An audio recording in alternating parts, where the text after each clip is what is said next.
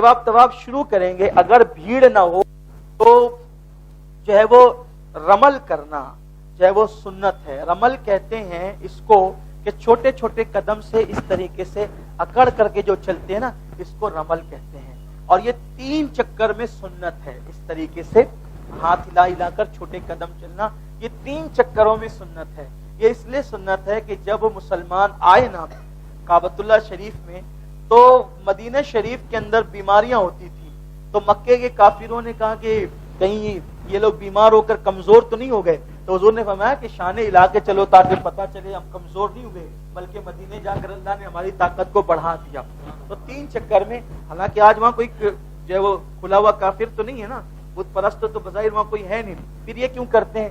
اللہ تعالیٰ اپنے محبوب بندوں کی یادوں کو مٹانا نہیں چاہتا بلکہ اس کو زندہ رکھنا چاہتا ہے.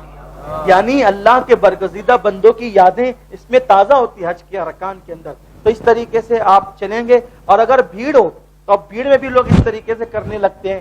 بھیڑ میں نہیں کریں, بھیڑ میں نہیں کریں. کیوں نہیں کریں؟ لوگوں کو ہاتھ لگے گا. تو جب بھیڑ ہو تو ہم لوگ کیا کرتے ہیں, بھیڑ کی وجہ سے لوگ جو ہے وہ رمل کے لیے رک جاتے ہیں. یعنی کہ اب بھیڑ آئی نا تو وہ رک گئے کہ جب بھیڑ جائے گی تو تب ہم اس طرح سے چلیں گے. نہیں, رکے نہیں, بلکہ آپ نہیں کر سکتے نا رمل بھیڑ کی وجہ سے تو تھوڑا تیز تیز چلیں. تیز تیز چلنے سے بھی وہ سنت ادا ہو جائے گی. لیکن جب بھیڑ نہیں ہو تو پھر آپ جو ہے وہ شانے ہلا کر کے چلنے لگے. تب آپ جو ہے وہ درود شریف پڑھیں, تیسرا کلمہ پڑھیں, ربنا آتنا پڑھیں, اور یہ پڑھتے ہوئے جو ہے آپ یہاں سے نکل کر جو ہے وہ آگے بڑھتے جائیں گے اور کعبے کا طواف کریں گے.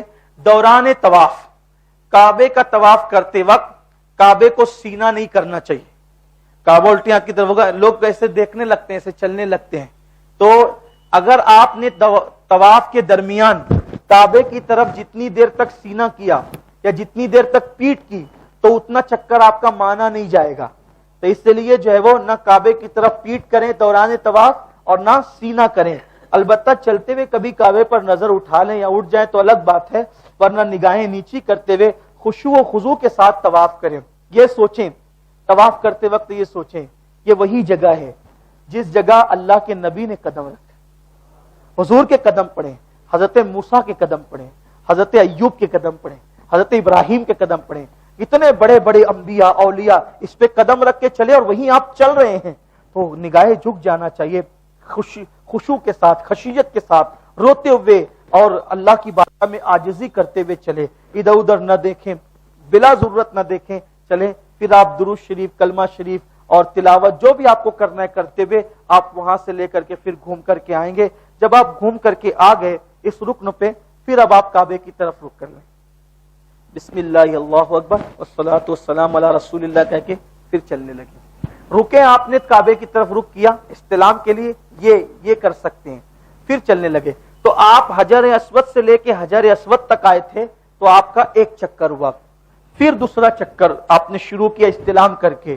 پھر حجر اسود تک آ گئے, آپ کا دوسرا چکر حجر اسود پہ مکمل ہوا. پھر استلام کر کے آپ نے تیسرا چکر شروع کیا. پھر آ گئے, تیسرا چکر مکمل ہوا. پھر استلام کر کے چوتھا چکر شروع کیا. ایسے ہی آپ کا 7واں چکر حجر اسود پہ ختم ہوگا. اور جب 7واں چکر پورا ہو جائے تو پھر بھی 8ویں مرتبہ آپ استلام کریں گے اور استلام کر کے پھر آپ ہٹیں گے. یہ ہو گیا آپ کا طواف. 7 چکر کا ایک طواف ہوتا ہے. عورتوں کو طواف میں جو ہے وہ استباع تو کرنے کی حاجت ہی نہیں ہے کیونکہ انہوں نے احرام ایسی کھلی ہوئی چادر نہیں پہنا ہے. البتہ عورتیں 3 چکر تھوڑا سا معمول سے ہٹ کر تیز چلے گی, بس اتنا ہے.